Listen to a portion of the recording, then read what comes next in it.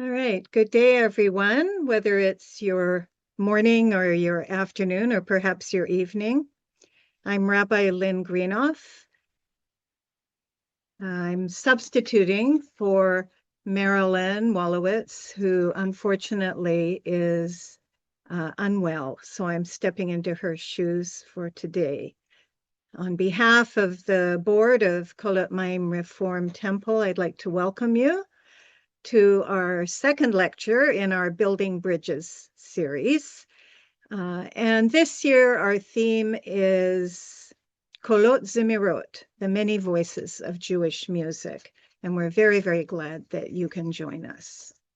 This talk is being offered with funding support from the Jewish Federation of Victoria and Vancouver Island, and we're very grateful for their support.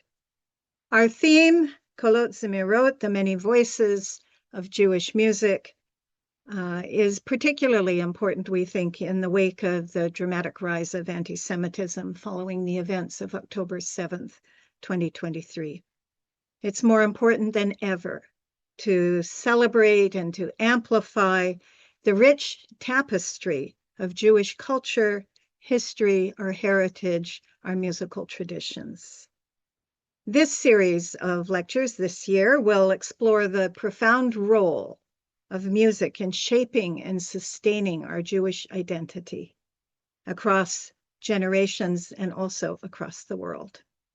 Music's been a source of strength, resilience, and hope for the Jewish people, and this series will highlight, we hope, its power to unite communities and inspire pride in our shared heritage.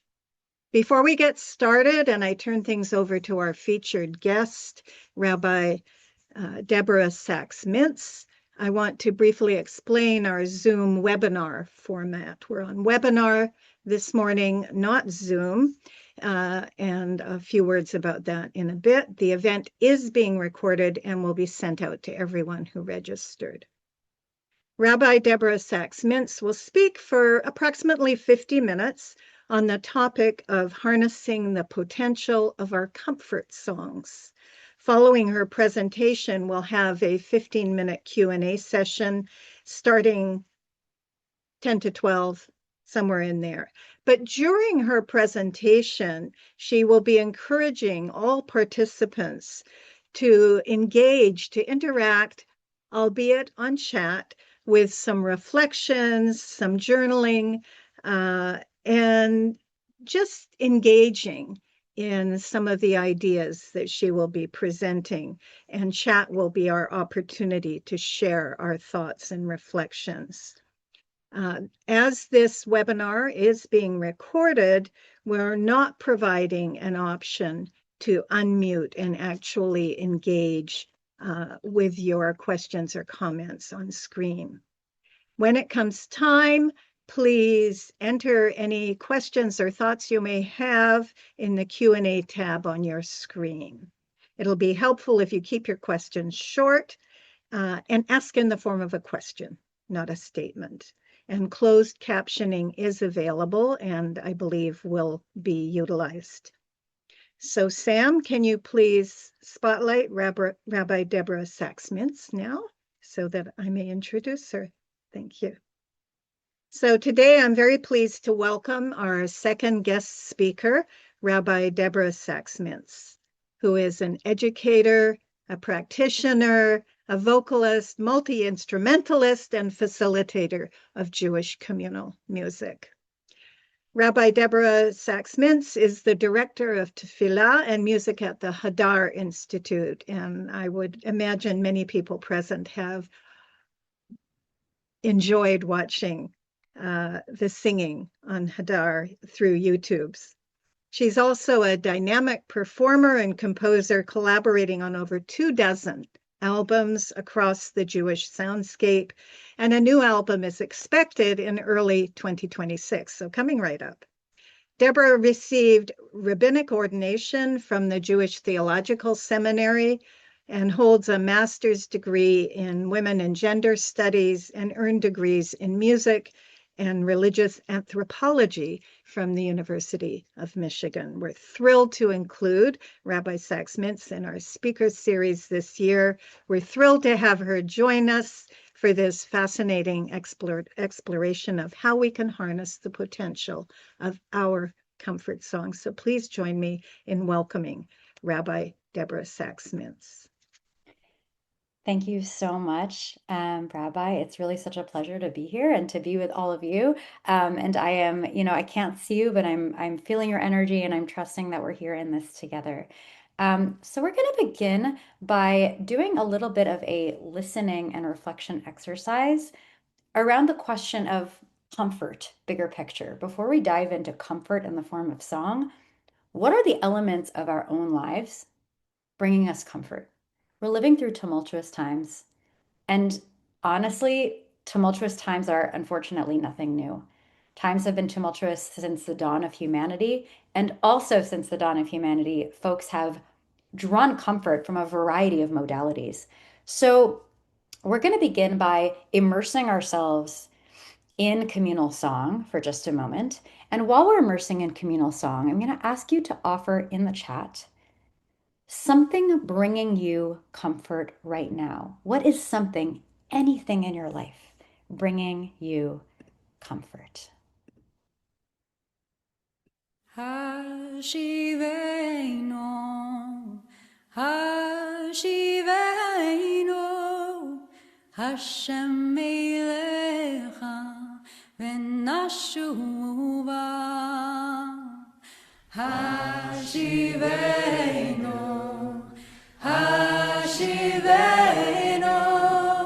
Hashem Elecha v'nashuva. Chadesh Yameinu, Chadesh Yameinu, Chadesh Yameinu, Kekedem.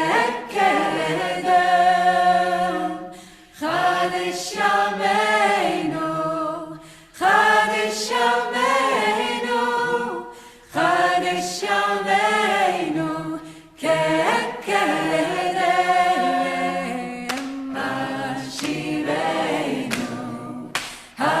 Hashivenu, Hashem Elecha v'nashuva. Hashivenu,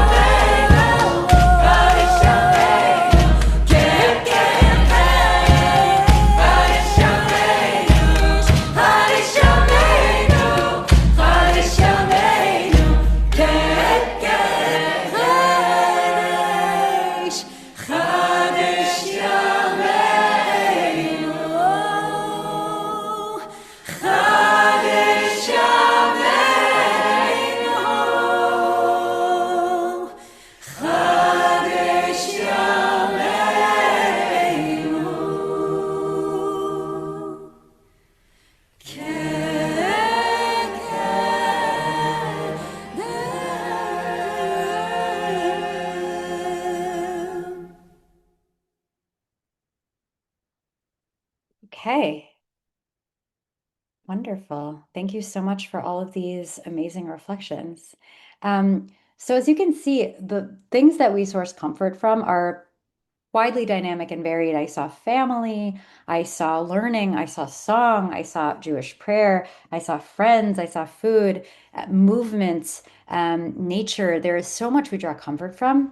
And in today's session, we'll be thinking a little bit about the modality of song and the role song can play in sustaining an atmosphere and deepening a sense of comfort.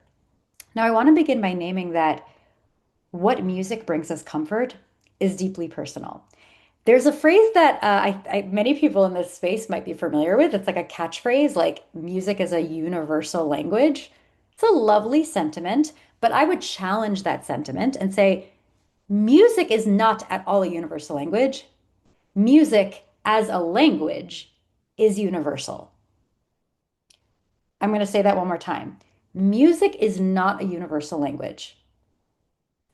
Music as a language is universal.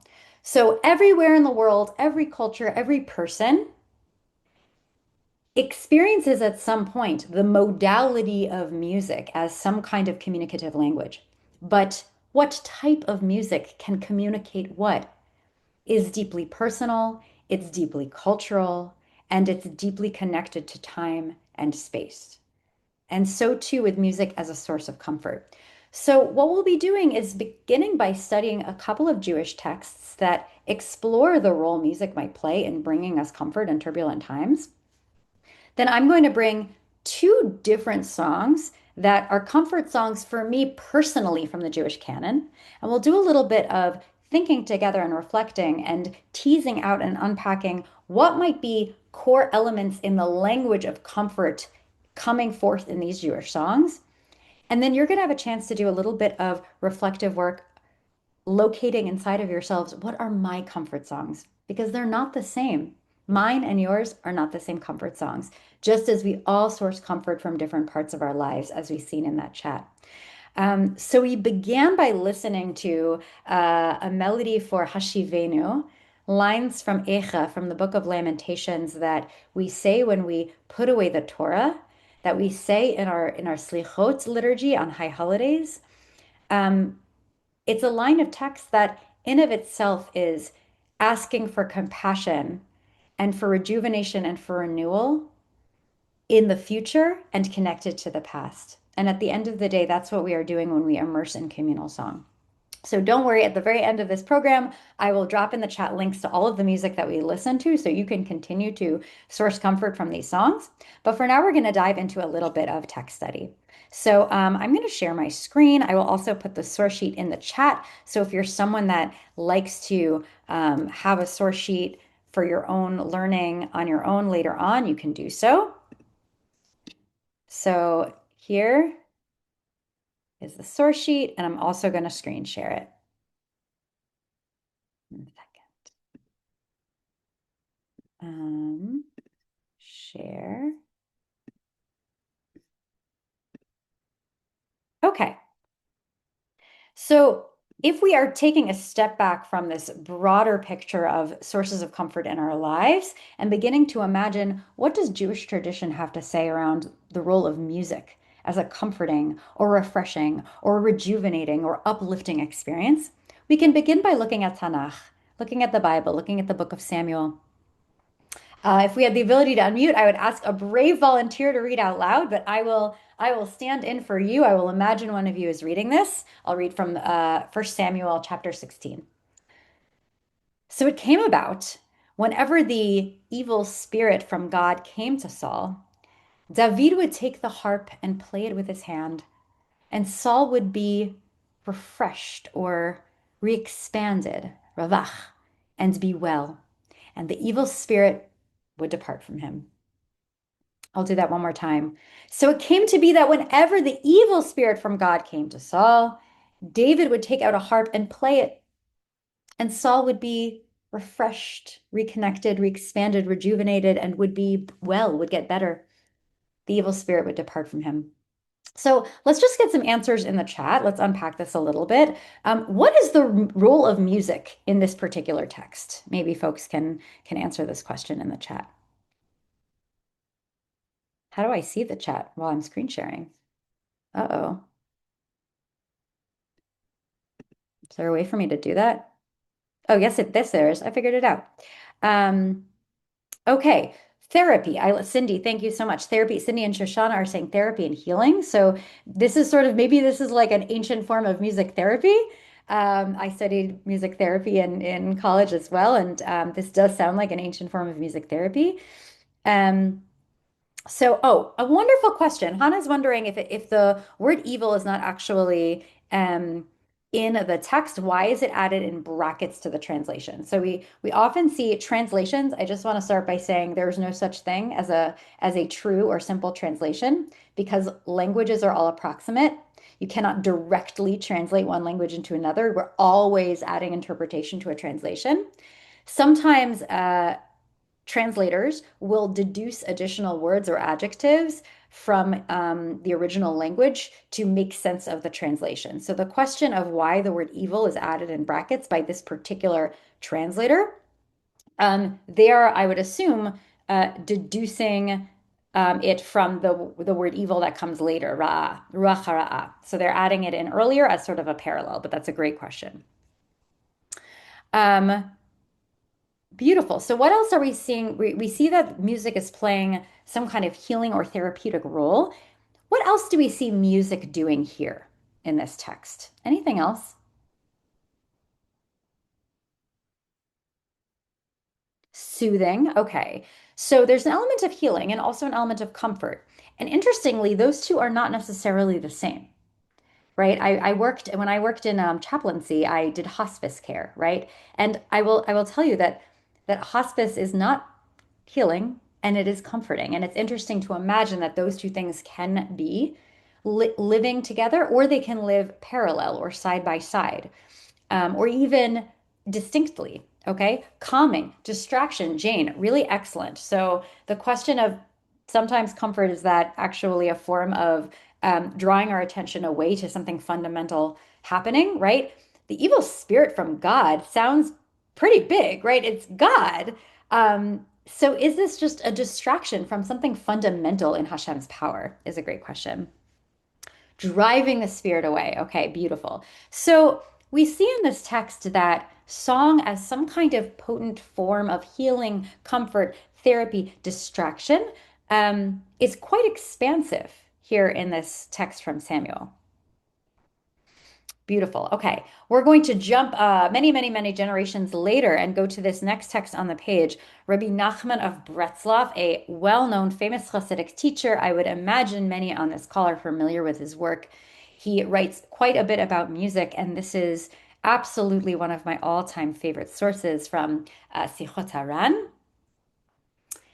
It is good for a person to accustom oneself to reviving oneself with a nigun, with a melody, with song. Because nigun, because melody, because song is a powerful and mighty tool, and it has the great strength to awaken a person and point their heart towards the Kadosh Baruch Hu, towards the blessed name. And even one who does not know how to play music or sing at all can sing to themselves, and through that revive the self, for the lift of the nigun cannot be measured. So I want to break down this text just a little bit. This is one of my all-time favorite sources on the power of music and communal song in Jewish tradition. And this text begins by noting that music, and here they're using the term nigun, which can be translated as wordless melody, but we can use it more expansively for our learning purposes to mean song. That song has the ability to actually awaken and revitalize the self. So this, of course, connects back to our opening song, Hashivenu, a turning back to Hashem, Venashuva, a returning and a returning. Song has the power to awaken us and bring us closer. And then it goes on to say, but guess what? You don't actually have to be good at song in order to benefit from some of that power, right? It's not saying, wow, you should become a pro jazz musician and an amazing singer, and then you too can be sustained by song. Rabbi Nachman goes on to say that you actually do not have to have any skill or abilities in this modality. You just have to be able to be willing to engage in it on your own, and that can revive the self. So it brings song really focused onto the internal world of the facilitator or the practitioner. It's about being in relationship with your internal world, according to Rabbi Nachman. Beautiful. This comment in the chat, it's saying you should generate music yourself and not consume it. So it's interesting because I will share that I have studied this text for many years. And it wasn't until, say, oh, I don't know, March 2020, that I really noticed this second half about the singing alone to oneself. And I'm sure we can all think about what happened in March 2020 that would make one notice singing by oneself more than they might have noticed before. But I drew tremendous comfort from this text during the early parts of COVID when singing was truly a solo venture. And I had to be challenged to actually source that, as Cindy puts, an inner musical child. Even me, a professional musician, had to source that internally. And I was grateful that Rabbi Nachman gives us a pathway forward here. Um, so these are two examples of the ways that song can lift us up. And that's all well and good. But I want a chance to really explore that through song. So, as I shared, I'm going to offer today two particular songs that I personally turn to in times of turbulence to ground me. And I want to name that you might feel the same way for yourself in these songs, or you might not feel connected to them because this is so personal. But we are going to analyze what's happening in these songs and then try to map that onto your own personal comfort songs. So here's what we're going to do. I'm going to stop screen sharing. And we're going to begin by listening to a nigun. It's a three-part nigun, a complicated nigun melody that we sing very often at Yeshivat Hadar, the yeshiva I work and teach at here in New York City. It's a nigun that was brought to the Hadar community by our Rosh Yeshiva, Rabbi Aviva Richman, who grew up in a small shtibel in Baltimore with a incredible rabbi, Rabbi Menachem Goldberger, who has written hundreds of incredible naganim. He's a really prolific composer. His probably most famous melody in like the mainstream American Jewish world is Lecha dodi likrat kalai yababai yababai yababai pnei Shabbat nekabela. I wish I could see all of you so I could see if anyone was like nodding or looked like they knew it, but I would venture to guess that some folks in this Zoom room maybe not are only familiar with it, but perhaps that might be one of your go-to Shabbat melodies. So he's written a lot of really beloved naganim, and what I'm going to share is a unique and unusual particular melody that brings me a lot of comfort, and I choose to sing when I need to anchor myself. We're going to listen to it, and as we're listening, I invite you to don't share in the chat this quite yet. I want us to really all just be in our own reflective zone and not get influenced by other people's thoughts. But as we listen, I invite you to jot down in a notebook or open a blank Google Doc or even just log it in your brain and just make some observations about this melody, about its shape, about its sound, and why one might find a sense of comfort from it. Do that while we're listening, not in the chat, and then we will have a chance to have a group analytical conversation. Sound good? All right, I am going to share. So the recording you're going to listen to, this is a live communal singing recording of 50 yeshiva students singing this nigun together under my and Rabbi Aviva Richman's leadership at Yeshivat Hadar.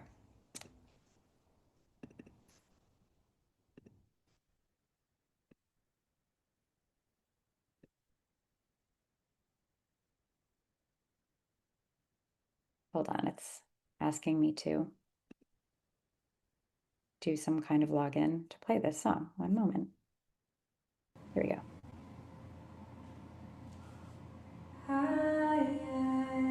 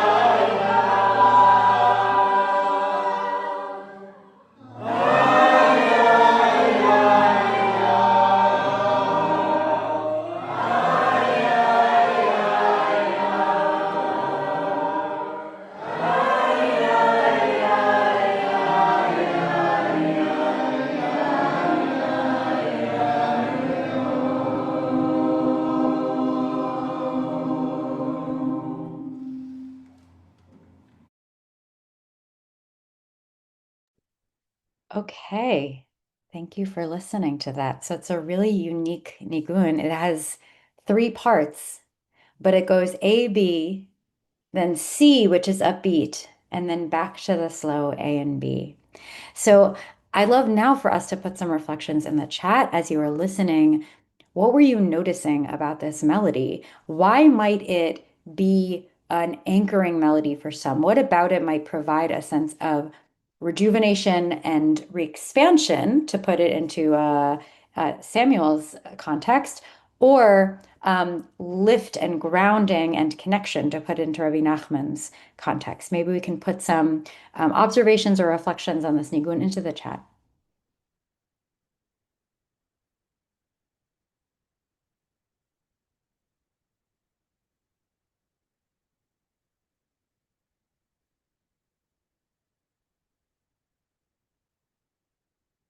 And just to Jane's question about, can I repeat his name? His name is Rabbi Menachem Goldberger.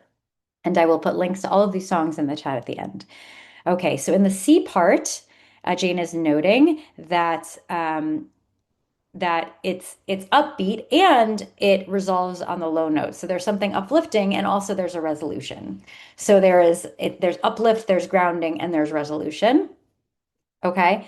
So Cindy is also reflecting that there is something about the energization, that's not a word, energizing nature of that upbeat C section, but that there's also a grounding sense in that, in the slow A and B. So both poles of rejuvenation and uplift, and also anchoring and grounding, which are both elements in comfort, can be found here. Beautiful. Call and response, both at the beginning and the end. It brings the community in both times. Beautiful. Harmonies, time signature changes. Thank you, Susan. Very, very nice note. Paul and Amy noting that people know how to sing. These people know how to sing together, which is a nice observation. These were our cohort of full-time yeshiva students who spent an entire summer, 8 hours a day, learning Torah, singing, and praying together in the Beit Midrash. So indeed, they did know how to sing together. I want to lift up, yeah, Ellen's comments about how there is a mix of crescendos. Crescendo is a musical term for getting louder, and diminuendo, which is a musical term for getting quieter. And that's sort of representing changing emotions. I appreciate that comment. Randy noticing that it's easier to sing higher when other people are there to lift you up. So there's a sense of communal connection in this nigun. Beautiful. These are such amazing observations. It feeling familiar and ancient, the beginning part, right? So Miriam's noting that there's actually radically different characters in the sections of this song. The slow A and B, I would call it dirge. Dirge is a term for like an open, slow, sometimes sad, but not always rubato song, which feels more ancient. Dirges are an ancient type of music. And then the second section feels more modern, I think, because it's composed more in like the Hasidic nigun style, which is contemporary. Contemporary meaning like, like 18th century and later compared to like antiquity. These are all amazing comments. I want to add in just a few of my own personal reflections as the person sharing that this is a comfort song. I find that the emotional high and low that the song takes, I read my own experience of emotional highs and lows in turbulent times into the song. And so I feel seen by the song. I feel that this nigun sees me in my experience. And I feel like I have a partner, a friend, and a chavruta when I sing this nigun, that the song is sitting with me for many of the reasons people shared. So we're going to do one more reflection exercise before we move on to the second song. Taking these core elements we pulled out from this song, the roller coaster of energy, the ups and downs of the tempo and of the volume, the call and response, the harmonies, the collective sound, the mix of ancient and modern. These are some of the core elements that might make someone feel anchored. I want you to take a moment and locate a song in your own life It could be Jewish, it doesn't have to be. Any song in your own life that you find comforting for any of the same reasons we just identified in this song. So it could be a song in which the arc of the tempos or of the speed of the song matches your own internal experience and that makes you feel comforted. It could be the melody or the experience you had singing it with other people or hearing it in community. But take a moment and locate a piece of music or a song that you personally find comforting, and it has commonality in its reason with this song. It doesn't have to be similar to this song, but they have reasons in common for being comforting. And go ahead and throw that in the chat when you have a song or you want to share.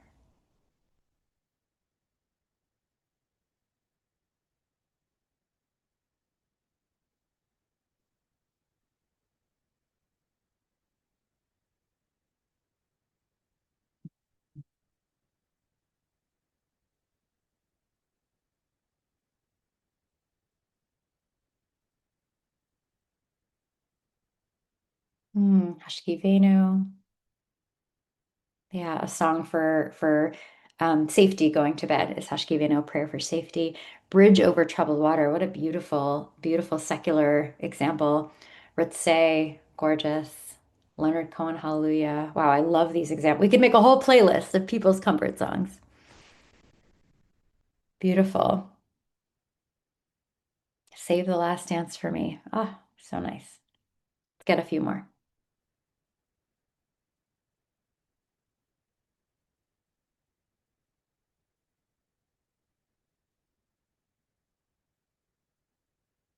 I don't know all these songs. Loosened by Ali Halpert. Lovely. Ah, Heal Us Now, Landshare, classic. Mm. Ah, a spiritual with a low section, a high section, just like this. Fabulous. These are wonderful examples. Mm. Bringing in rock music, pop music. I love it. I love it. I love it. Nothing is off limits. Not when it comes to being comforted. Nothing is off limits.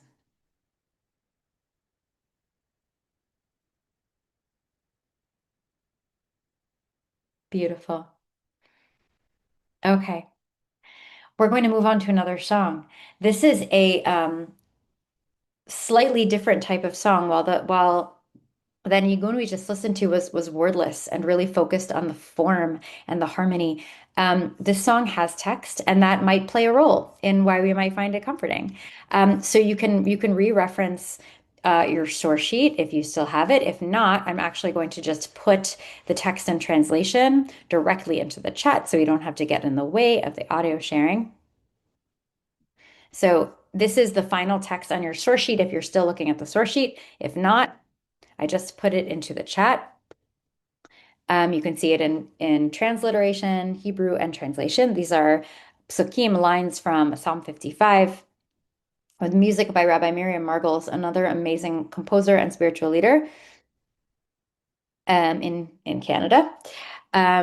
This beautiful text, Mi ten li ever kayona ahufa v'shkona, Hein archik nedod elav bamidbar sela, Achisha maflit li meruach sor misa'ar. Oh, that I had the wings of a dove, I would fly away and find rest. Surely I would flee off.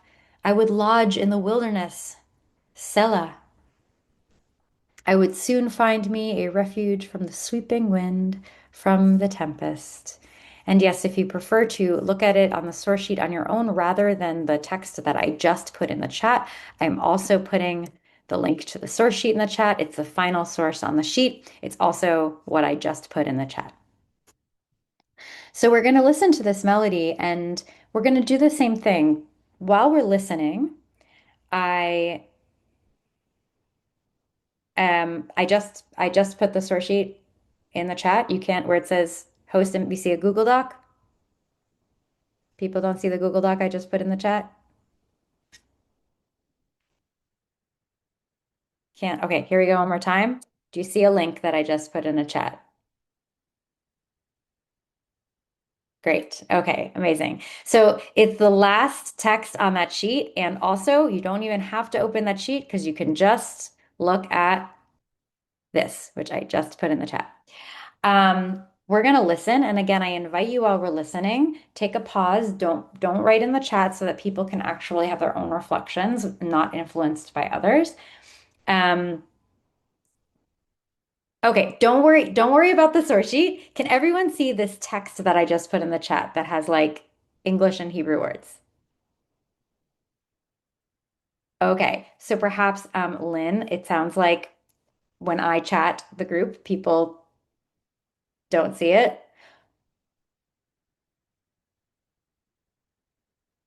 Anne sees it. Jane, I'm not sure what we're supposed to do. So that is the text. It's right there in the chat. Okay, it sounds like half the people I'm chatting with everyone. I don't really know exactly what else to do. But anyway, great. It seems like you all helped each other and found it. So now we're going to all stop putting things in the chat. We're going to stop chatting. Everyone's going to stop typing. Great. If you, I'm imagining you're all in a room and you're all talking at once. So we're all going to be quiet. We're going to listen to this song, and I encourage you to do the same thing, to reflect on your own, journal, or just think and notice what are the elements of this song that one might find anchoring or comforting. And after we listen to it together, we'll take a few minutes and process in the chat. So let's listen to this incredible Me Tenli Ever by Rabbi Miriam Margles.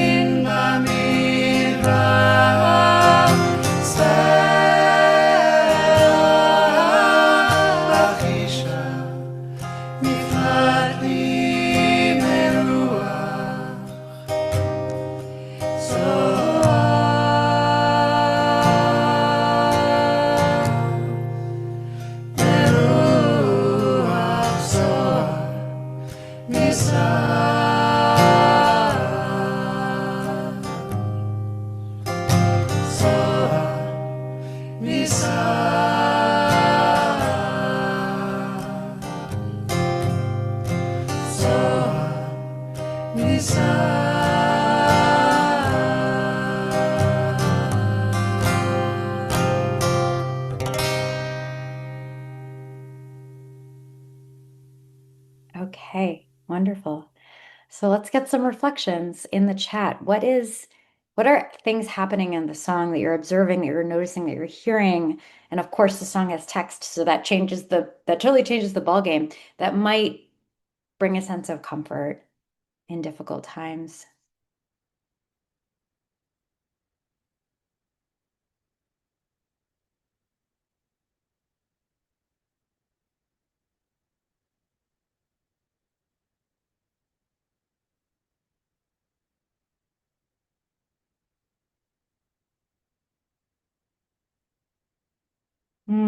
Beautiful. So energetically, it's like a lullaby, Tara is noticing. Um, and lullabies are, of course, designed to comfort babies. There's a rocking feel. It's like we're being rocked by the song. The harmony is very intentional. And you might have noticed that it goes from a solo voice to a duo voice to a three-part harmony. There's a slow and intentional harmony build that's almost as though you're bringing in other partners and supporting you. So where the song we heard before was a real big communal, like the whole community supporting you, here it's like finding intimate support and partnership. Swelling that builds. Sad. So, okay, I love this that Susan is noting that's actually a very sad, mournful melody, but that perhaps the act of this mournful sound being in the modality of song is emblematic of the comfort we can get from singing. Feels like peaceful breathing, feels like rocking. Curious if anyone was feeling a connection between the text and a sense of comfort, fragility. If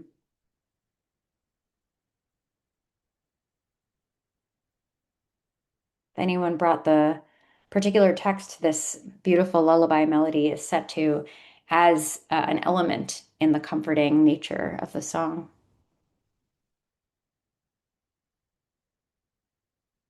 Mm. So Shoshana's noting that the song is about seeking shelter from a storm, and that the actual feel of the melody isn't like a fearful, stormy melody, right? One might think that you could actually compose a melody for this text that sounds like flying away from a storm, that sounds like fear, that sounds like a storm, and actually the melody itself is the comfort that the narrator is seeking. Okay, which is really an interesting relationship between text and melody. There's a repetition of the melody that mimics the repetition of the words for protection. Beautiful, Hannah. Mm. The repetition is in the lower range. That's a really great observation, Maurice. Thank you. Mm. The words are capturing emotion in such a core way. Beautiful. So I'll just share, speaking personally again, because this is a song I chose. Um, I find real comfort in the fact that in some ways the text is the question and the song is the answer. That the text is fearful and seeking calm and comfort. The implication being that the narrator does not have that. And the song itself grounds us in that. And it makes me believe that there is an answer when I am feeling in turbulent times. So we'll finish with our this part of our learning by, like we did for the Menachem Goldberger Nigun. Can you take a moment and think of a song or a piece of music or a melody in your own life where there is some kind of relationship between words and melody that brings you meaning or comfort? A song in your own life where something about the relationship between words and music bring you meaning or comfort in your own life.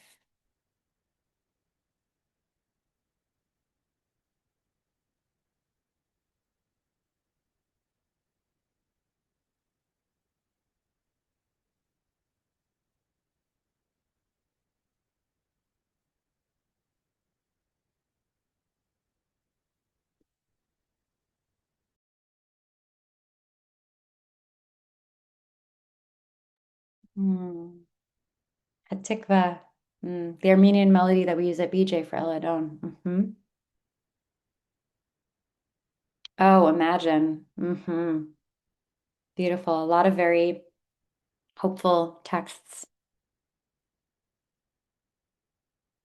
You know what's fascinating is I'm noticing that many people are putting songs where like the text is hopeful and uplifting, which is a little bit different than the one we studied, and I'm finding that really interesting that that's where our minds are going, and that's fascinating to me. Um, Beautiful. Okay. Keep them coming. That's great. While you are throwing in the chat the songs that bring you comfort, I'm going to put in the chat direct links to everything we listened to today. So we opened up our time together listening to Hashivenu, composed by me, Rabbi Deborah Sacks Mintz. Then we studied together the Hu Elokeinu Nigun by Rabbi Menachem Goldberger. This recording is the summer yeshiva students at Yeshivat Hadar. And then we finished by listening to Mi Ten Li Ever, composed by and performed and recorded by Rabbi Miriam Markles. So with that, I'm going to say thank you so much for taking on this journey of learning and a lot of very vulnerable and open sharing and deep listening. And I'm so grateful. And it seems like we'll have some time for a moderated Q&A by Rabbi Lynn. So thank you so much.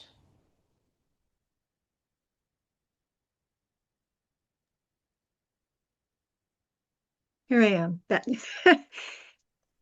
So thank you so much, Rabbi Sacks Mintz. This was just fascinating to listen to and to think all of these reflections coming into our group in this conversation. I feel like so many of the words held their own music. So beautiful. Thank you so much. So we invite people now, if you have any particular questions that you would like to hear an answer to, address our rabbi of the moment. I think I'll just start off by asking if you can tell us a little bit about Yeshiva Hadar.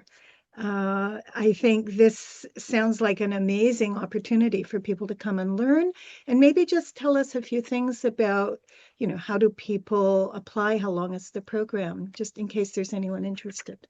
Sure, thanks so much. Well, I want to start by just saying that there are hundreds of ways to learn at Hadar. So whether you live in New York or live in Australia, and whether you are 12 or 94, and whether you already are fluent in Hebrew or are just beginning, there is an opportunity for you at Hadar. So Hadar is it's an organization of community building of Torah, Avodah, and Chesed. One of the programs we have is a brick and mortar yeshiva in New York City where people can come and learn from anywhere between a drop-in Talmud class or a Nigun circle to a weekly Parsha class to a full-time rabbinic mechina program for people who are preparing to go to rabbinical school, to a full-time summer yeshiva. So you can come to, if you want to come to New York City or you live there, you can come and learn once a week, twice a week, every single day, all day long. And if you go to hadar.org, you can learn about all of the in-person activities we have at our yeshiva. I will say that one thing I do personally at our yeshiva is we lead our weekly Nigun circle. So every single Monday night, we gather about 60 of us together to sing Naganim. And actually, the Menachem Goldberger Nigun we listened to today is one we sing almost every week. So if you live in New York or ever in New York and you would like to sing with me in person, you can come any Monday night. We also have daily minyan. So you can come traditionally egalitarian minyan. You can come daven, pray. You can say Kaddish if you need to, Monday, Tuesday, Wednesday, Thursday mornings. But if you're not in New York, here are some ways you can engage with Hadar. We have outposts in 5 cities in the US: DC, Chicago, Boston, Hadar West located out in California, and we just opened Atlanta. We also have Hadar in Jerusalem and have just opened up Tel Aviv and Beersheba. So you can go and engage with our local directors on the ground who are building learning community of egalitarian, vibrant prayer and song and Torah. And And then the last piece is that we have a lot of content. So we have a book press. We publish amazing books. We have podcasts, and my own personal work is we have a record label of artists we produce and uplift, bringing new Jewish music into the world, including myself. I'll be releasing my third album with Hadar's Rising Song Records. That is our record label. In just a couple of months, and I'm putting into the chat a direct link where you can learn more about that album. So those are some ways you can engage with Hadar. Amazing. I had no idea that your programming was this extensive. So thank you for outlining that.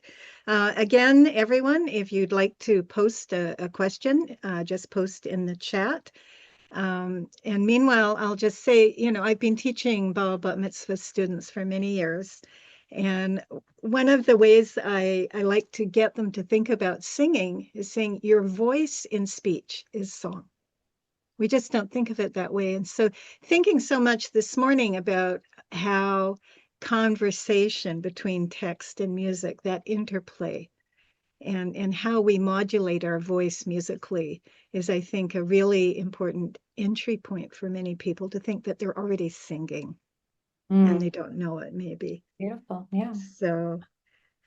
So we've got some questions. Please talk about teaching new nigunim to a group. Is there a particular process that you engage in that you have had success with? Sure. That's such a great question. There's a whole, pedagogy to teaching Sure. melodies, just like teaching anything. There are many different approaches. I personally think that having a chance to hear the entire shape of a phrase is a really important cognitive tool for a learner. So usually when I teach a nigun in person, I start by doing a sort of call and response, repeat after me. I'll do short phrases where people can hear and repeat what they hear, and then we build into larger phrases.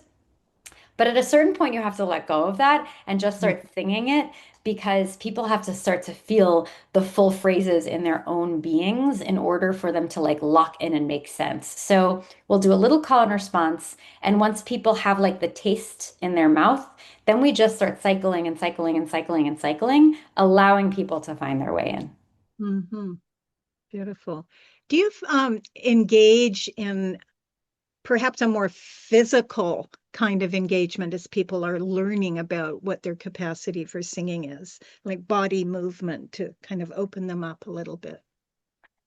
It's interesting. I'm not a practitioner of somatic movement, so I don't have expertise or training to link movement with a type of opening up to do that with safety and integrity. There are some amazing practitioners whose work is really rooted in physical movement as a form of opening, but done without training, that can actually be quite a unsafe practice. So I leave that to the experts.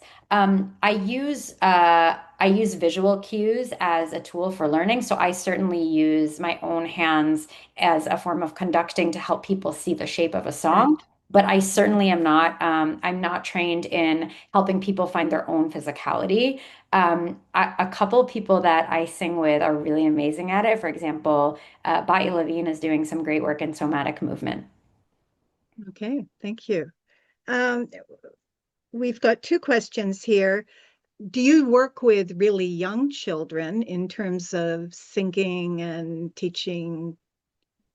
I don't know what the reference, very young children, I tend to think of toddlers babbling. It sounds like your program is much more focused on adults.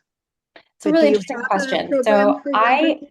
I we don't make age rules around learning Torah. So all of our programs are for human beings who want to engage in Torah learning. That being said,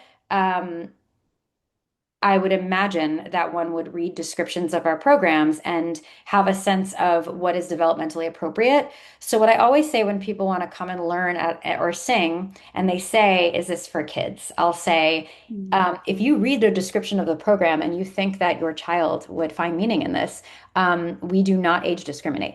That being said, it's not a children's program. It's also not an adult program. So I leave that up to parents who know their children best about whether or not they see the program as designed, as meaningful. Um, Among the programs I run a week-long conference on Jewish communal song and tefillah that is actually this coming week. And It's very multi-generational. We always get kids and teens, but there is no children or teens program because we believe that song is for all. But that being said, not everybody finds every particular type of engagement where they are developmentally. There are incredible Jewish communal music programs out there that are specifically designed and boundaried to young folks. And I could highly recommend people, including Eliana Light is one of the greatest practitioners in music for young children, as well as Shira Klein. It's not that I work primarily with adults, is that the kind of music I do is not something that is hyper focused on children. It's for anyone who would find it meaningful. Great, great. Thank you. I was listening, to your introduction, and I was just remembering a conversation I had with my husband yesterday. He said, I can always tell when you're anxious because you start humming. Mm. And thinking of that kind of automatic response we have in our bodies to, whether it's humming or singing very quietly, just to kind of help hold our emotional space in some sort of safe zone. So that was a beautiful piece of learning. So do you run online adult classes? I think you spoke to that. Yes, very Yes. much yes. So you can go to hadar.org and click classes, and you will see Torah, Talmud, Halacha, modern Jewish thought, music, poetry. You will see everything you could ever want. We have a virtual Beit Midrash. We have about 25 incredible teachers on our team, and we would love to have you. It's an amazing organization, truly, truly. So again, another question about online. I think this is something pretty, I don't know where this person lives, but I know as somebody who's lived in Victoria all my life, to have these resources now coming to us online just is such an enriching aspect of our Jewish life. You don't have to live in New York or Los Angeles or Boston anymore. The resources are coming to us. So it's an incredibly important part of Kiruv, I would say, of reaching into our Jewish communities. So thank you for making this part of our learning so accessible. Somebody did ask a question. It's sort of winding around, and I'm not sure if it was addressed to me in terms of Kolot Maim or to Torah services in general, but the question was, who gets called to Torah? And do you have to be officially Jewish? Which, of course, opens up a whole question of what constitutes officially Jewish in terms of having an aliyah. So it feels like a sidebar kind of question. But my sense is that with Hadar, this is not for Jews only. So certainly our classes and programs are for anyone who wants to learn Torah, which is for everybody. So everybody is welcome. In terms of the question of who is called up to do an aliyah during a prayer service, we don't, like I said, or maybe I didn't say, I'm not the rabbi of a synagogue. So I go to a variety of synagogues. If you're curious about the policies at Mhm. any given synagogue, you're welcome to email the synagogue and ask their rabbi. But I personally am not a synagogue rabbi, and our Torah learning is for all. Right. Good. Thank you. Yeah. I think that definitions in terms of reform of who is a Jew is different in the conservative world and certainly within the Orthodox world. So your advice to ask the rabbi, absolutely, you know, it's And always even your, separate, it's not even denominational. It's that every community has a Marad Atra, has a posek, has a halachic authority, including Reform congregations. And it's always, I don't know a single congregational rabbi that doesn't welcome questions on local practice. So everybody should reach out to any rabbi of a congregation who's making policy and engage with honesty and curiosity. yeah, absolutely. I just see a note that Adele is noting who I'm married to. So I'm watching the sidebars here as well. One of the questions that we were wondering about in preparation for this morning's presentation was your new album coming out. How is that different from previous albums? And can you tell us a little bit about what we can expect when it comes out? Sure. So this is my third album of my own music. I've collaborated on about 33 albums of many different people, and this is my own original music, my third. So what's different about this one is we recorded it in the Beit Midrash at Hazar, and we transformed the Beit Midrash into a recording studio, which is how we make all of our albums on our label, Rising Song Records. We take interesting and rich spaces that are living, breathing Jewish spaces, sanctuaries, song circle rooms, choir lofts, and we physically transform them into recording studios to capture the living, breathing sound of prayer. But this is the first time we did this with a Beit Midrash, with a Jewish study hall. And that was important to me because I wanted to bring in elements of Torah learning, the cacophony and the creativity and the relational nature of Torah learning into the actual music. And a Beit Midrash is a place of learning and prayer and creativity and relationship. So all of the songs you'll hear on this album were recorded in the exact same yeshiva Beit Midrash our students learn in all day. And the melodies and texts are all influenced by chavruta relationships I'm in and by Torah that I'm engaged in. And that feels really important. So I'll put again one more time into the chat. That is a link that will tell you everything you need to know about this project. I had an incredible band of really leading musicians from across the field, and as well as a communal nigun circle, as you heard on that opening song, Hashivenu, I played. In addition to my six-person band of like otherworldly pro musicians, on four tracks on this album, there is a nigun circle of community members that are really bringing in the communal voice into this music. So there are two songs already out from this album, one we listened to today and one we didn't. And the full 12-track album will be out in February. Fabulous. Thank you. There's a question about your process as a composer, and I think you've touched a little bit on it. But the question is, how do you bring in, how do you find that, and how do you balance that fresh new melody with something familiar, that ancientness, that place that we ground ourselves in? What Yeah. is that process for you? I mean, interestingly, if you put it in the context of Torah learning, it is not a balancing act at all. Because when we learn Torah, the entire process um, the chain of midrash of Torah is actually intended to balance the two in of itself, right? So we have the Torah, the five books of Moses, the Torah, and then we have commentary on that. We have Mishnah, and then commentary on that Talmud, and then commentary on that Midrash, and so forth and so forth. And we wouldn't say, I wonder how did the sages in the Gemara like balance the pshat with their own creative ideas? That's actually inherent in the process of creating commentary. So I would venture to guess many of my colleagues who compose Jewish music actually view the familiar, the ancient, the sounds that came before us as pshat, as simple, basic core Torah that we actually have a responsibility to draw from and a responsibility to continue. And they live in partnership with one another. So that's how I balance it. I think of it as Torah learning. Yeah, it's a beautiful way to think of it. You know, I often say as we begin our Torah learning, which usually is on Wednesday at this time, um, that every time we turn that page and read that Pasha this year, something new leaps off the page at us. And we've Mm. seen these words over and over and over again. So just that sensibility of bringing the fresh and the new into the very old and bringing all of those voices together. It's such a beautiful process. Let me see what else we have. Um, It does look like we're at time, however. yes, I think we are. We're at Yes. 12:15. How did that go? By so quickly. So I want to say thank you so much to you, Rabbi Deborah. This was really, I think, a very moving and emotionally enriching hour plus. And on behalf of Kolat Maim, we thank you on behalf of all of the guests here.